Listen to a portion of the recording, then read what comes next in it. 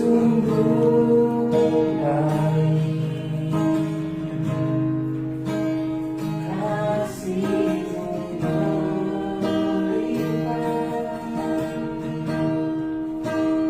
di hidupku.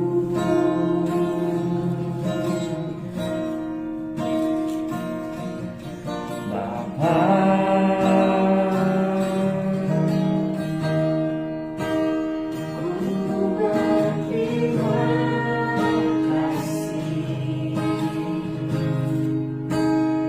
berkat-Mu hari ini yang Kau sediakan bagiku.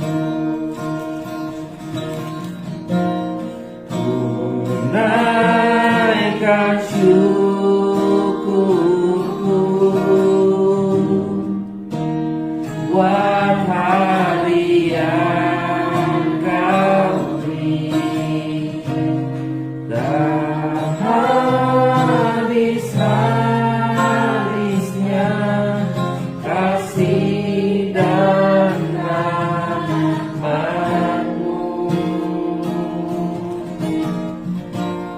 selalu baru dan tak pernah terlambat. Pertolongan-Mu besar, setia-Mu di sepanjang hidupku.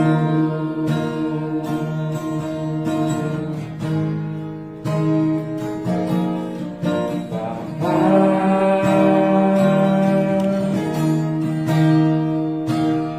ku berterima kasih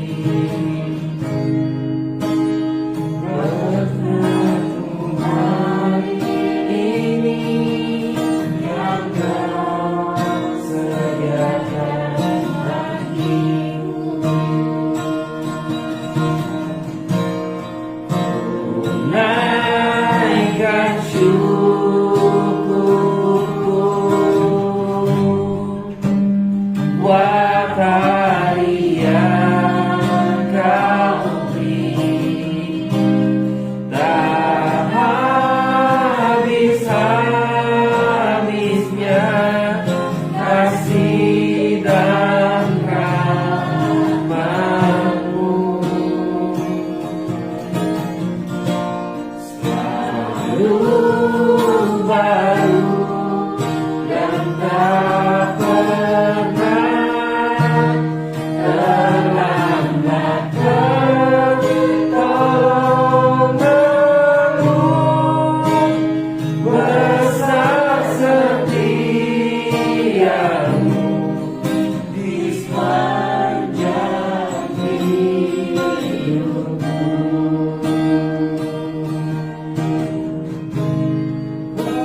Besar, setia-Mu di sepanjang hidupku.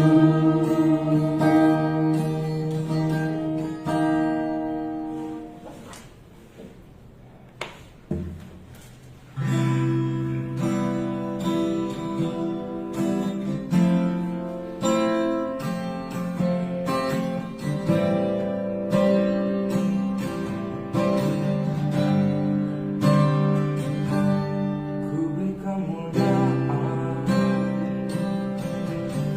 dan hormat, ku hanya segala pujian, ku agungkan nama-Mu. Ku beri kemuliaan dan hormat, ku angkat segala pujian, ku agungkan nama-Mu. Sebab Kau besar, kekuatan-Mu ajaib, tiada seperti Engkau, tiada seperti Engkau. Sebab Kau besar,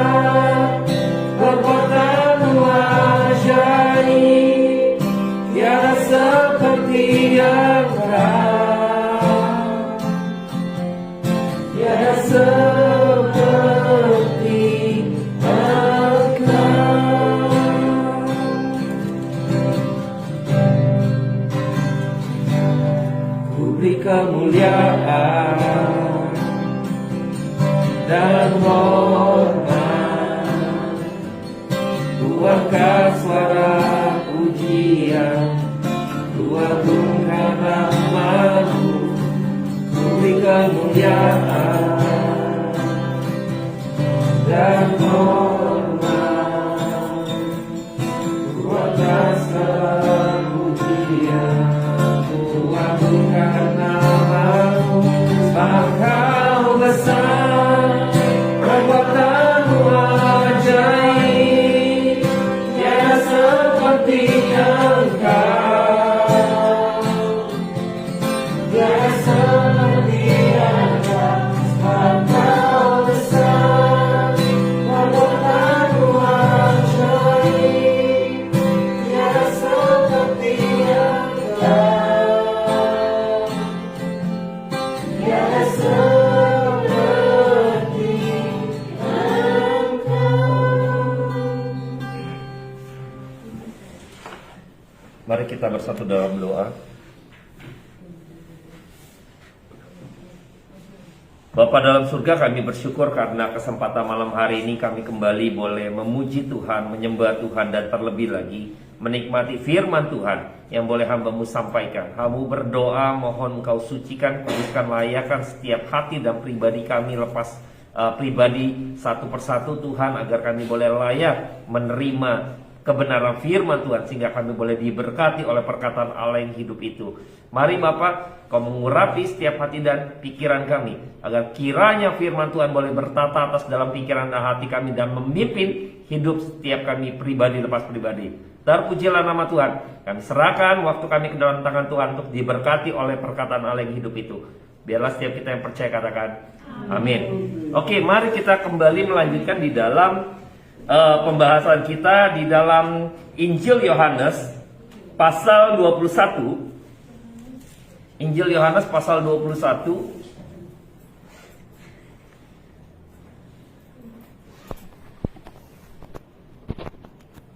Injil Yohanes pasal 21 ayat yang pertama kita akan baca silih berganti sampai ayat yang ke-14 ya.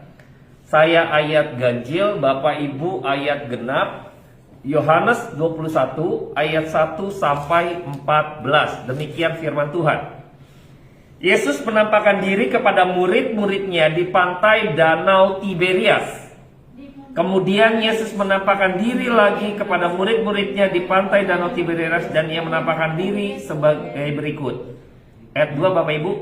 Di pantai itu berkumpul Simon Petrus, Thomas yang disebut Didimus, Natanael yang anak-anak Zebedus, dan dua orang muridnya yang lain. Kata Simon Petrus kepada mereka, "Aku pergi menangkap ikan." Kata mereka kepadanya, "Kami pergi juga dengan engkau." Mereka berangkat lalu naik ke perahu, tetapi malam itu mereka tidak menangkap apa-apa. Ketika hari mulai siang, Yesus berdiri di pantai, akan tetapi murid-murid itu tidak tahu bahwa itu adalah Yesus. Kata Yesus kepada mereka, "Hai anak-anak, adakah kamu mempunyai lauk pauk?" Jawab mereka, "Tidak ada." Maka kata Yesus kepada mereka, "Berbaliklah jalan menuju selama maka akan kamu peroleh."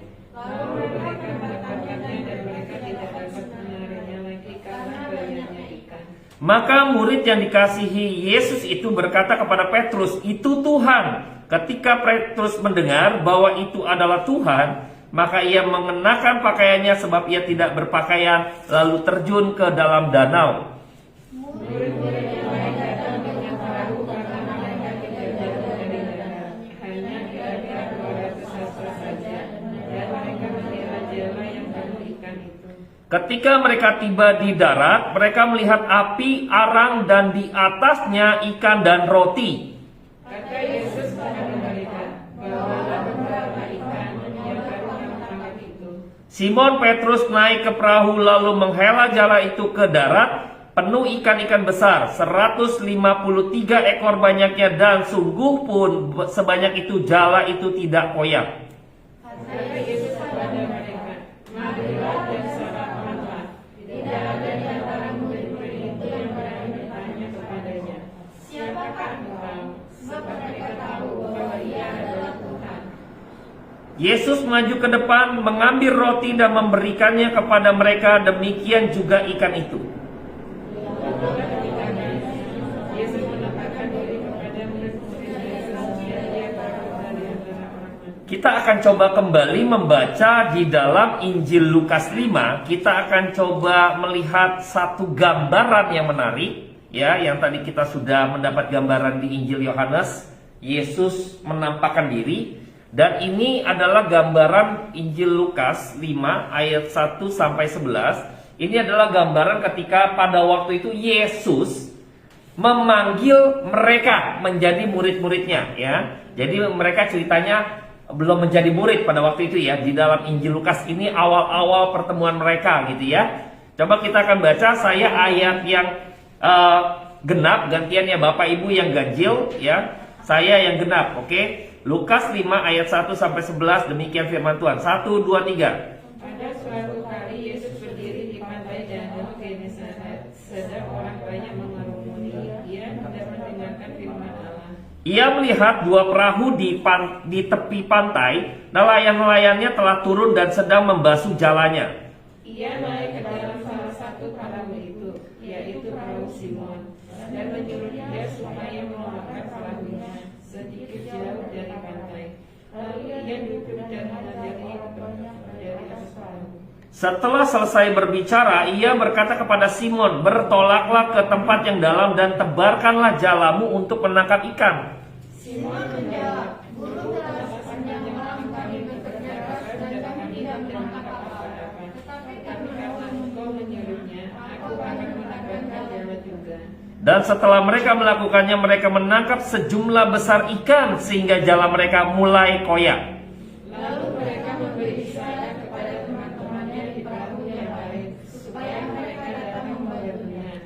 Dan mereka itu datang, lalu mereka sama-sama menjadi perahu dengan ikan hingga hari tenggelam. ketika Simon Petrus melihat hal itu, ia pun tersungkur di depan Yesus dan berkata, Tuhan, pergilah daripadaku karena aku ini seorang berdosa. Sebab ia dan semua orang yang bersama-sama dengannya takjub oleh amat banyaknya ikan yang mereka tangkap. Demikian juga Yakobus dan Yohanes, anak-anak Zebedeus yang menjadi teman Simon. Kata Yesus kepada Simon, jangan takut, mulai dari sekarang engkau akan menjala manusia. Dan sesudah mereka menghela perahunya ke darat, mereka pun meninggalkan segala sesuatu lalu mengikuti Yesus. Nah, ini ada gambaran menarik ya. Yang di Lukas 5 ceritanya tuh mereka belum, ini awal pertemuan mereka ya, Yesus dengan murid-muridnya Petrus dan kawan-kawan. Nah, pada waktu di dalam Yohanes 21 tadi gambarannya adalah mereka ada di pantai lagi mencari ikan ya. Mereka ada di laut, terus Kristus ada di pinggir. Tadi Lukas 5 itu Kristus yang ada di laut, mereka yang ada di pinggir. Gitu. Ini gambaran menarik ya. Jadi kita akan coba lihat mengapa Kristus menampakkan diri gitu ya. Ini semacam mereview kembali gitu ya, bagaimana visi misi Tuhan pada waktu awal. Engkau akan menjadi penjala manusia ya. Karena pada waktu itu saya menekankan kepada Petrus gitu ya. Karena pada waktu itu Petrus gitu ya, ketika sudah melihat penampakan Yesus gitu ya, ini bukan pertama kalinya Yesus melihat Kristus gitu ya. Dia kembali mencari ikan. Dia kembali menelayan. Dia kembali untuk melakukan kegiatannya lagi ya, yaitu menangkap ikan, profesi sebagai seorang nelayan. Lalu ketika mereka sudah tidak mendapatkan apa-apa gitu ya, ini yang menarik ya. Maka ketika itu di pinggir jalan Yesus gitu ya, mereka sudah seharian. Jadi kalau nelayan biasa kalau cari ikan itu malam hari, karena pada waktu malam hari kan bulan gaya gravitasi air naik ya, air laut naik tuh biasanya. Nah jadi waktu air laut naik, maka ikan-ikan tuh biasa naik ke atas ya, mencari cahaya dan lain sebagainya. Nah di situ akan mudah dapat tangkap ikan. Lalu ketika kalau malam tuh nggak usah capek-capek dayung, jadi karena anginnya itu bertiup untuk ke arah laut. Nah nanti kalau pagi hari nelayan itu nggak usah capek-capek dayung lagi karena angin laut nanti akan ke darat. Jadi biasa seperti itu. Mereka sudah mengalami sebuah pekerjaan ini ini udah sehari-hari mereka. Jadi mereka sudah mengetahuinya. Nah pada waktu dia semalaman tidak dapat apa-apa ya, sama seperti tadi waktu di awal Lukas 5 dia juga nggak dapat apa-apa. Lalu Tuhan yang menarik di dalam Yohanes 21, kita akan coba highlight beberapa bagian ya, untuk kita bisa melihat kembali. Saya akan coba kutip di dalam Yohanes 21 ayat 5. Kata Yesus kepada mereka, "Hai anak-anak, adakah kamu mempunyai lauk pauk?" Ya. Tuhan Yesus tanya, "Ada lauk pauk atau tidak?" Jawab mereka, "Tidak ada." Apakah karena Tuhan Yesus lapar, ya kan? Apakah karena Tuhan Yesus butuh makanan? Ya. Tentu ini pertanyaan bukan karena Yesus butuh makanan, tidak. Jadi Tuhan Yesus itu sama seperti kalau menjadi orang tua, ini sama seperti seorang ibu ketika anaknya pulang sekolah gitu ya. Lalu dia menyediakan lauk pauk. Kenapa? Karena Tuhan Yesus yang menyiapkan roti dan ikan. Tadi kita sudah baca, benar ya? Tuhan Yesus sudah menyediakan makanan untuk mereka, bayangkan ya. Ini menarik ya.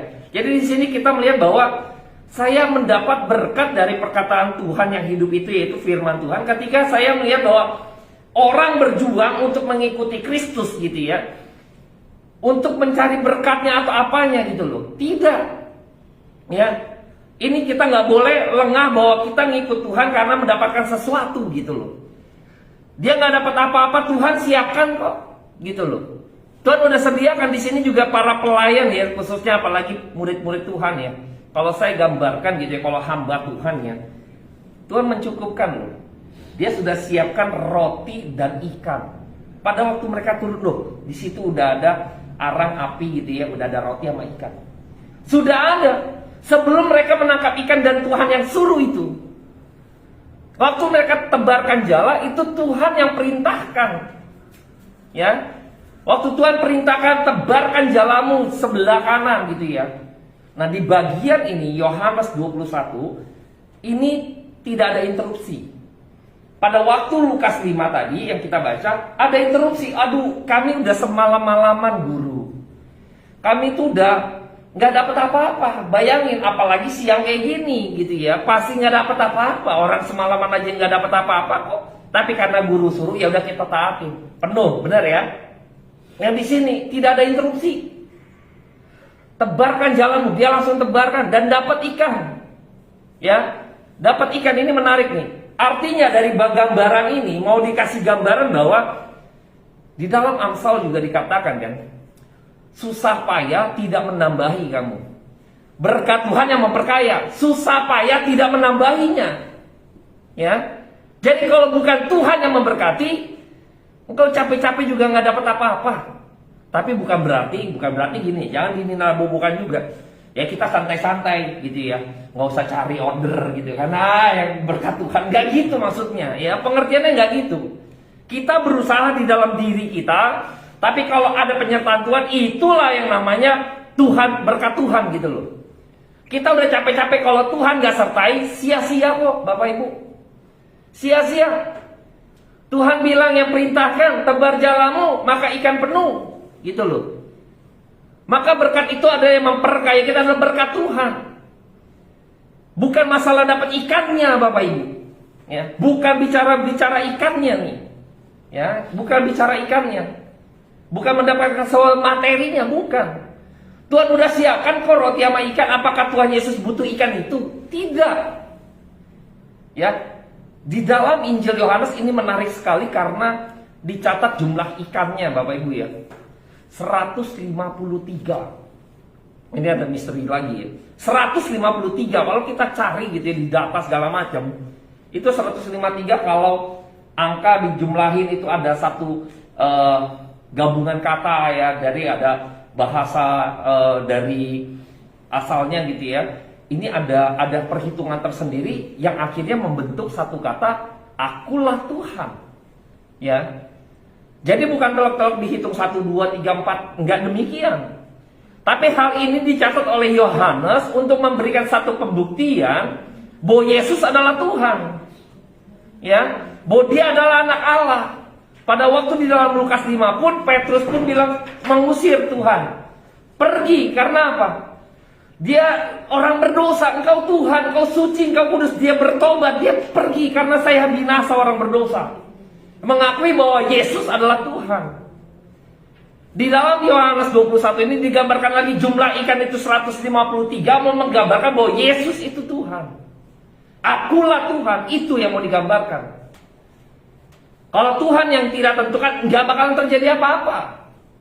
Ya, nggak akan terjadi apa-apa kalau bukan Tuhan. Maka pada waktu Tuhan menyuruh dia, maka dia taat akan perkataan Tuhan, maka disitulah Tuhan memberkati. Bapak Ibu jangan pikir gitu ya, kita melihat di dalam sisi jasmaninya mendapat ikan gitu ya, bukan. Tapi perkataan Allah adalah perkataan yang hidup. Perkataan Allah, perkataan yang itu terjadi, digenapi. Itu perkataan yang sifatnya kekal. Di dalam Matius 4 gitu ya, pada waktu Tuhan Yesus dicobai, pencobaan pertama, batu jadi roti. Lalu Tuhan mengatakan bahwa manusia bukan hidup dari roti saja. Tapi Tuhan juga sadar bahwa engkau butuh roti. Tapi ada yang lebih penting. Manusia bukan hidup dari roti saja, melainkan dari setiap perkataan yang keluar dari mulut Allah. Ini harus yang kita pikirkan. Jadi bukan hanya roti saja. Tuhan tahu engkau butuh kebutuhan jasmanimu. Ada yang lebih penting lagi, yaitu jiwamu. Bukan dari melainkan dari setiap perkataan yang keluar dari mulut Allah. Artinya firman Allah. Ini yang harus kamu pegang, yang penting. Maka di dalam kebenaran firman Tuhan, seringkali kita tidak pernah mau mendengar kebenaran firman Tuhan yang sesungguhnya itulah yang harus kita dengar. Itulah yang menjadi berkat Tuhan. Bukan bicara kita makan apa, jasmani, lahiriah, bukan. Tuhan juga pikirkan kok buktinya apa. Tuhan sudah siapkan ikan dan roti sebelum mereka datang. Tuhan udah ada ikan dan udah dipanggang dia. Tuhan Yesus menantikan mereka datang kok, menjamu mereka. Tuhan cukupkan, Tuhan sediakan, Tuhan pikirkan kok. Kamu gak dapat apa-apa kan gak apa-apa, saya sudah siapkan. Sekalipun kamu gak dapat apa-apa. Tapi kalau saya mau kamu dapat apa-apa pun, saya yang kehendaki. Semuanya Tuhan, gitu loh. Jadi di sini gambaran yang sangat menarik adalah ketika kita ikut Tuhan, gitu ya. Tuhan pelihara hidup kita, Bapak Ibu. Tuhan pelihara. Pada waktu mereka capek-capek di sana gitu ya, di laut gitu ya, Tuhan Yesus ada di pantai, di darat. Ini gambaran mereka ketuker ya. Di bagian pertama Kristus di laut ya, di atas laut dia mengajar, murid-murid ada di darat. Sekarang kebalik, mereka di laut, Kristus di darat gitu ya, di tepi. Ini menarik ya, kebalikannya ya. Ketika saya melihat bahwa mereka tidak interupsi ya, mereka juga nggak mau menanyakan itu siapa karena udah tahu ini Tuhan segala macam gitu ya. Yang menarik lain laginya adalah ketika kita melihat bahwa ada kaitan antara ikan dan roti yang Tuhan siapkan. Terus apa maksud Tuhan dengan hal ini? Apa sih maksud Tuhan dengan ikan dan roti yang sudah Tuhan siapkan gitu? Kalau kita ingat lagi ya, di dalam Yohanes 6, pada waktu Tuhan Yesus memberi makan 5.000 orang ya, roti dan ikan. Kita akan coba review sejenak di dalam Yohanes 6. Kita buka dalam Yohanes 6. Oke. Saya akan kutip saja ya. Kita mulai dari, kita baca sampai ayat 15 ya. Ini peristiwa yang menarik juga yang coba kita akan sama-sama baca. Saya baca ganjil, Bapak Ibu genap. Yohanes 6 ayat 1 sampai 15. Yohanes 6 ayat 1 sampai 15. Saya ganjil, Bapak Ibu genap. Yesus memberi makan 5.000 orang. Sesudah itu Yesus berangkat ke seberang danau Galilea, yaitu danau Tiberias. Nah ya. Orang banyak berbondong-bondong mengikuti dia karena mereka melihat mujizat-mujizat penyembuhan yang diadakannya terhadap orang-orang sakit. Dan Yesus naik ke atas gunung dan duduk di situ dengan murid-muridnya. Dan Paskah hari raya Yahudi sudah dekat. Ketika Yesus memandang sekelilingnya dan melihat bahwa orang-orang banyak berbondong-bondong datang kepadanya, berkatalah kepada Filipus, di manakah kita akan membeli roti supaya mereka ini dapat makan? Hal itu dikatakannya untuk mencobai sendiri tahu apa yang hendak dilakukannya.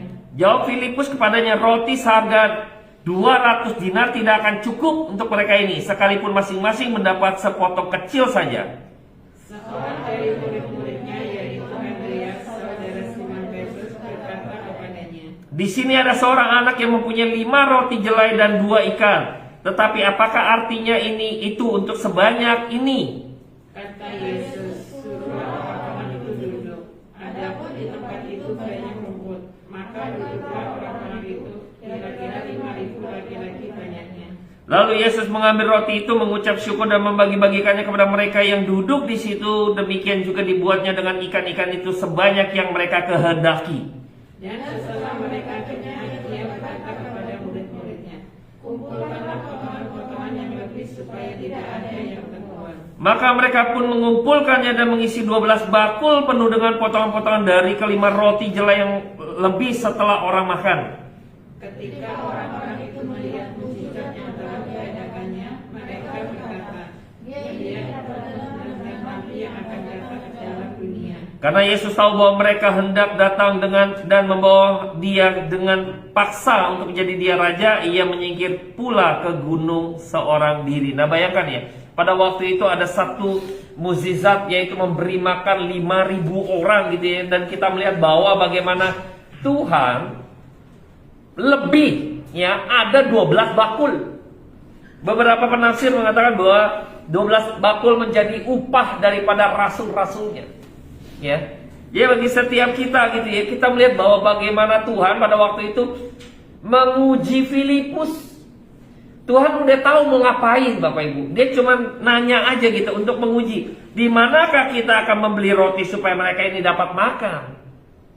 Hanya untuk menguji. Tuhan tahu gak apa yang akan dia kerjakan? Tahu. Gitu loh. Tapi ada hal yang kayaknya seperti tadi ya. You gak dapat apa-apa. Tuhan udah siapkan loh roti sama ikan gitu loh. Kayak hal ini terjadi gitu ya. Iseng aja mau tes doang gitu kan. Kita cari makan di mana? Padahal Tuhan udah tahu Tuhan mau ngapain. Untuk menguji. Nah, apa yang kita bisa coba bayangkan dari hal ini yang saya akan coba kaitkan. Coba kita akan mengintip lagi di dalam Lukas 9. Lukas 9, hari ini kita banyakkan ayat gitu ya, untuk kita mendapat gambaran bahwa menarik sekali Alkitab menceritakan dirinya sendiri. Kita perkataan Allah ya, yang hidup itu ya. Oke. Saya akan kutip saja ayat 12, Lukas 9 ayat 12 sampai 13 saja gitu ya. 12 sampai 13 saja. Jadi hanya 2 ayat. Kita akan baca ayat ini secara bersama-sama ya. Lukas 9 ayat 12 sampai 13. 1, 2, 3. Pada waktu itu, hari mulai malam datang ke-12 muridnya kepadanya dan berkata, suruhlah orang banyak itu pergi, supaya mereka pergi ke desa-desa dan kampung-kampung sekitar ini untuk mencari tempat penginapan dan makan. Karena di sini kita berada di tempat yang sunyi. Tetapi ia berkata kepada mereka, kamu harus memberi mereka makan. Mereka menjawab, yang ada pada kami tidak lebih dari 5 roti dan 2 ikan. Kecuali kalau kami pergi membeli makanan untuk semua orang banyak ini. Tuhan perintahkan apa? Kamu harus memberi mereka makan. Ini kalimat perintah daripada Tuhan. Saya coba mengkaitkan antara yang tadi ikan dan roti tadi. Ya, Tuhan juga sediakan ikan dan roti. Mengingat kembali, ingat gak pada waktu peristiwa saya memberi makan 5.000 orang. Ini kayak semacam di review kembali gitu ya. Ingat gak pada waktu perjumpaan engkau dengan saya? Saya akan menjadikan engkau penjala manusia. Nah, sekarang engkau lihat roti dan ikan, apa yang kamu ingat dengan roti dan ikan? Ingat gak waktu itu juga mereka di Danau Tiberias lalu banyak berbondong-bondong. Mereka seperti domba yang kehilangan gembala. Di rumput suruh duduk. Sama seperti domba disuruh duduk di atas rumput yang nyenyak dikasih makan. Bayangkan ya, Tuhan mau menggambarkan pemeliharaan. Tuhan mau tegur nanti, karena nanti di ayat berikutnya, ayat 15 sampai ayat 19 di dalam Yohanes 21 itu bicara gembalakanlah domba-dombaku. Ini mau menekankan, mengingatkan Petrus yang akan menjadi pemimpin daripada rasul, menjadi gembala. Ingat, engkau akan menjadi penjala manusia. Tuhan bilang kamu harus memberi mereka makan. Artinya Kristus mau menjadi orang yang bertanggung jawab. Engkau sebagai rasul, engkau sebagai hamba Tuhan, engkau sebagai gembala harus memberi mereka makan. Kalau kita bicara kerohanian, maka gembala harus memberikan makanan rohani kepada domba-domba atau jemaatnya. Harus bertanggung jawab. Harus memberikan rumput yang paling enak gitu ya kepada apa? Domba-dombanya. Kebenaran firman Tuhan harus dipenuhi oleh mereka karena mereka hidup bukan dari roti saja, tapi dari setiap perkataan yang keluar dari mulut Allah. Ini yang harus dipersiapkan. Makanan rohani yang harus engkau beri mereka makan.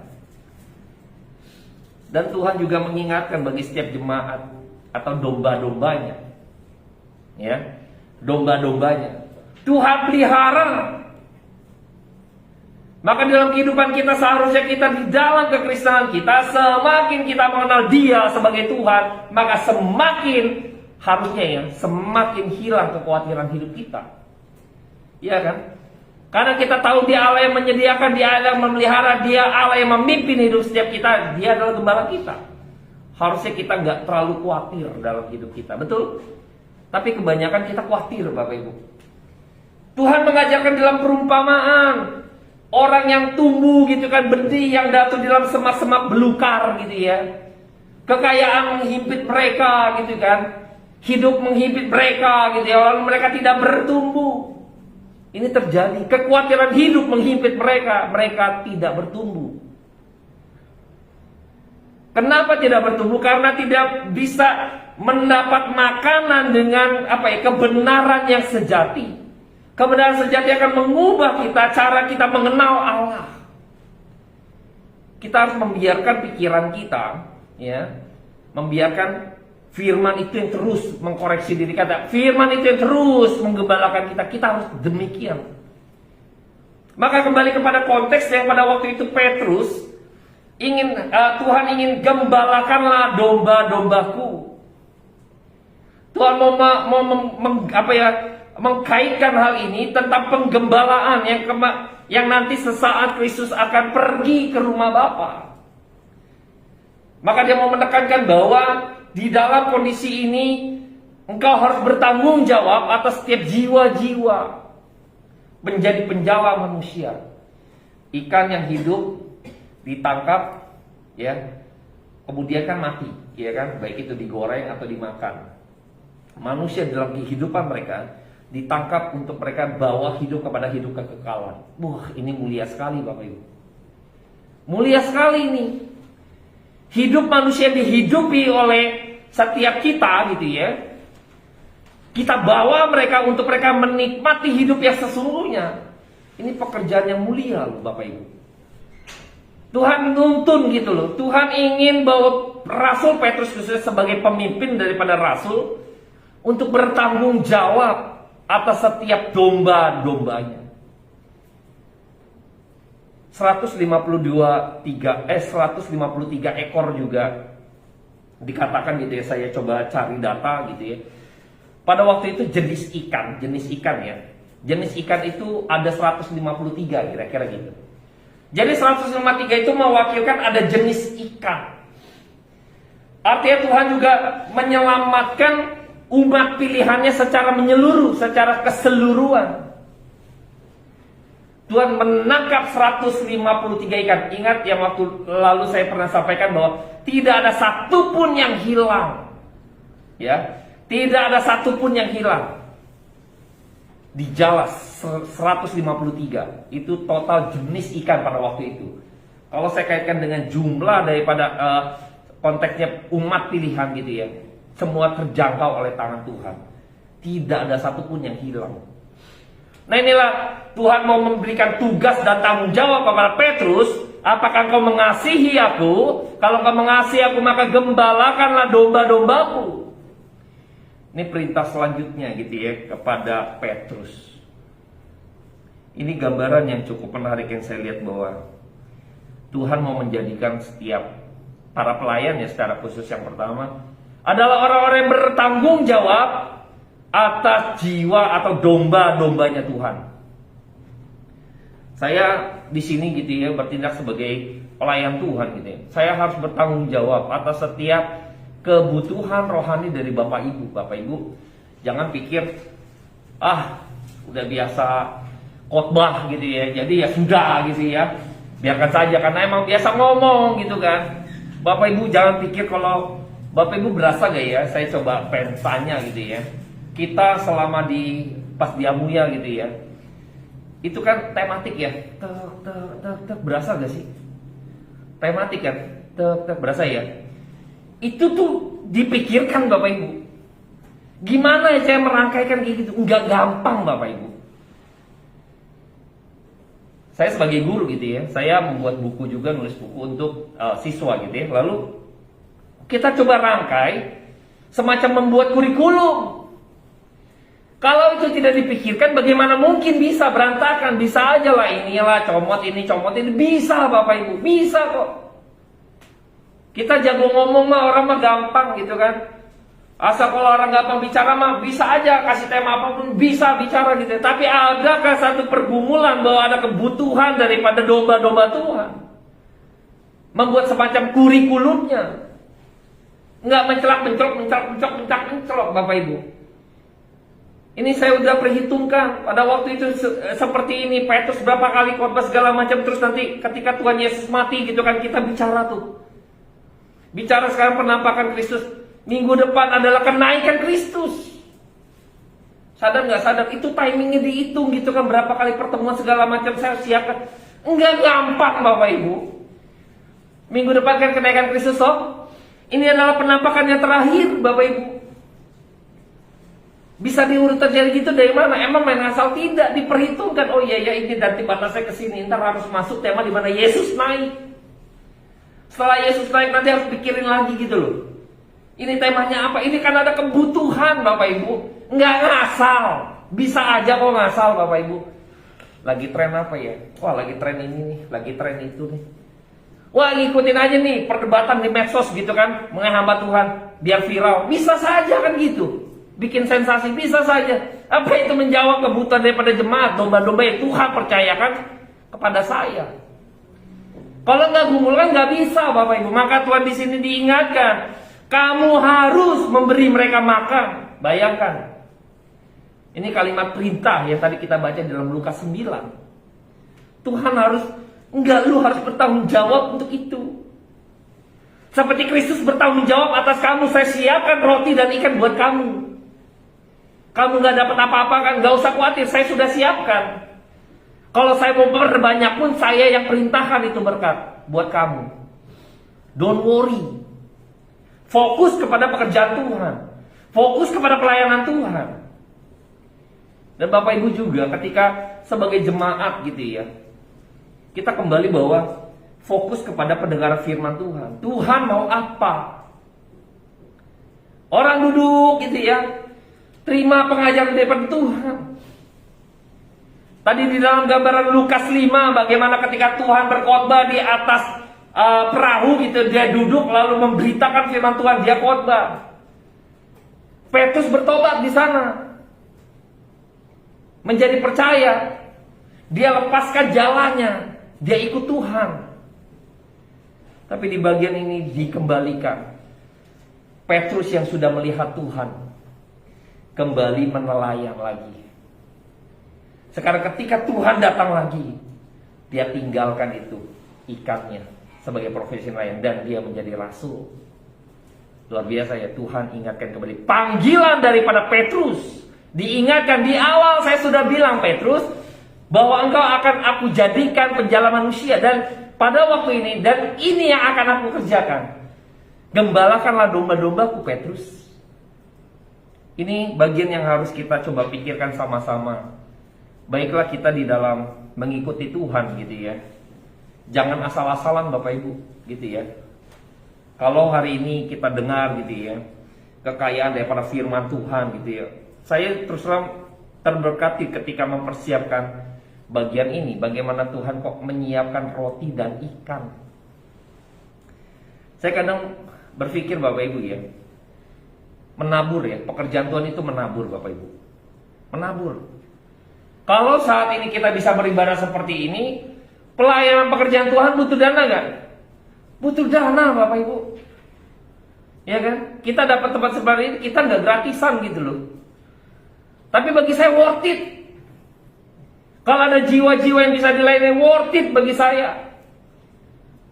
Dan saya percaya Tuhan cukupkan, dan Tuhan akan limpahkan itu. Tapi kalau kita nggak pernah udah mikir gitu kan, waduh ini begini ini, aduh kalau itu orang udah bukan panggilan yang sejati deh gitu ya. Udah mikir duluan gitu loh. Wah rugi nih, wah semuanya udah mikirin kayak gitu, udah ngapain? Apalagi kita malam minggu ya. Ini prime time nih, mahal gitu ya. Artinya kita bisa aja dong family time, hangout dan sebagainya, kita bisa kok gitu kan? Bisa. Tetapi kenapa kita meluangkan waktu belajar firman Tuhan? Inilah yang kemewahannya. Dimana ketika waktu yang begitu prime time itu waktu yang mahal gitu ya, terus berjumpa dengan kemewahan yaitu pendengaran akan firman Tuhan, inilah kualitasnya. Maka saya nggak mau sia-siakan ini waktu yang cukup mahal ya, malam minggu gitu loh. Kalau saya nggak mempersiapkan kebenaran firman Tuhan dengan mewah ya, tanda petik, Bapak Ibu akan sia-sia. Saya nggak mau Bapak Ibu datang ke sini sia-sia, nggak ngerti apa-apa, nggak dapat kekayaan firman, nggak makin dibukakan gitu. Oh ternyata seperti ini ya. Nggak mudah Bapak Ibu, nggak gampang. Banyak mimbar-mimbar Tuhan mungkin tidak menggali kebenaran firman Tuhan yang hari ini kita dengar gitu ya. Nggak semua gereja mendapat kemewahan seperti ini Bapak Ibu. Saya bukan berarti menyombongkan seperti ada kesombongan, tidak. Bukan, artinya saya banyak belajar bahwa Tuhan suruh kita bertanggung jawab. Terlebih lagi hamba Tuhan ya, bertanggung jawab untuk memberi makan yang terbaik, yaitu kebenaran firman Tuhan yang terbaik bagi domba-dombanya. Kalau enggak, Tuhan juga ya, Tuhan nggak mau pakai Bapak Ibu. Asal-asalan Tuhan nggak mau pakai, Tuhan akan tinggalkan. Nah, saya berharap kita kembali berada di dalam posisi sebagai domba yang mau dengaran firman Tuhan. Ya, kita sudah luangkan waktu, kira kita bisa menikmati firman Tuhan dengan sebaik-baiknya. Setiap minggunya gitu ya. Ini dipikirkan Bapak Ibu. Semua tema-tema ini dipikirkan. Kalau enggak mungkin. Kok bisa ngepas ya Pak, apa dipas-pasin? Tidak Bapak Ibu. Ya. Karena sudah di-schedulein ini begini, oh ini akan seperti ini, arahnya seperti ini. Ini sama seperti saya siswa gitu ya, SD 1 dia harus menguasai apa, saya mesti bikin modul apa, terus soalnya seperti apa, bentuknya seperti apa supaya dia bisa ngikutin. Ntar di SD 2 dia harus materi apa, kemampuan apa yang harus mereka capai ketika di SD 2 gitu loh. Semuanya diruntunin. Berapa jam kerja, berapa jam aktifnya mengajar gitu loh. Satu kali pertemuan berapa jam diukur gitu loh, supaya bisa memadai gitu loh. Nggak gampang Bapak Ibu. Kalau nggak mungkin jadi. Kurikulum itu dipikirkan Bapak Ibu, nggak ngasal. Saya berharap kita juga jangan ikut Tuhan asal-asalan ya. Udah siapkan waktu yang terbaik, dengar firman yang terbaik, jadikan waktu itu menjadi kemewahan. Mari kita berdoa. Bapak, terima kasih untuk pada malam hari ini hamba-Mu selesai berkata-kata, kiranya kuasa daripada Allah firman Tuhan yang begitu hidup boleh menggairahkan kami kembali, untuk kami boleh senantiasa selalu mengikuti Tuhan dengan sebaik-baiknya, dengan sungguh-sungguh, sehingga kami dalam hidup kami Tuhan mendapati kemewahan firman Tuhan yang mungkin tidak didapati oleh orang lain Tuhan. Kiranya kami boleh menerima berkat itu Tuhan. Terpujilah nama Tuhan, kekal selama-lamanya sampai selama-lamanya. Amin.